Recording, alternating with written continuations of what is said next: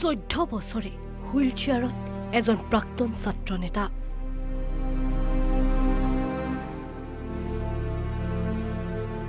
জীৱন জীৱিকাৰ সম্বল বিচাৰি হাহাকাৰ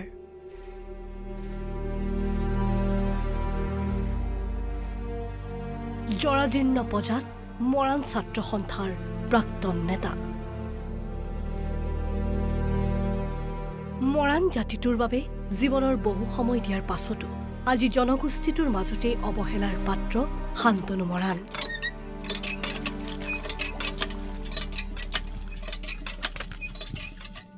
বৰ্তমান এটা ভগা জৰাজীৰ্ণ পজাত পংগুত্তৰ দিন অতিবাহিত কৰিব লগাত পৰিছে মৰাণ ছাত্ৰ সন্থাৰ এইজন প্ৰাক্তন ছাত্ৰ নেতাই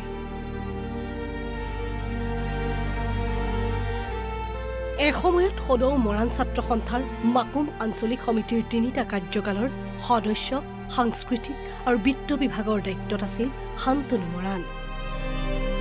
কিন্তু এতিয়া বিছনাতেই জীৱন এইগৰাকী মৰাণ যুৱকৰ এইগৰাকী মৰাণ যুৱকক মৰাণ স্বায়ত্তশাসিত পৰিষদেও কৰিলে প্ৰবঞ্চনা মৰাণ স্বায়ত্তশাসিত পৰিষদত বিষয়বাব দিব বুলিও নিদিলে শান্তনু মৰাণক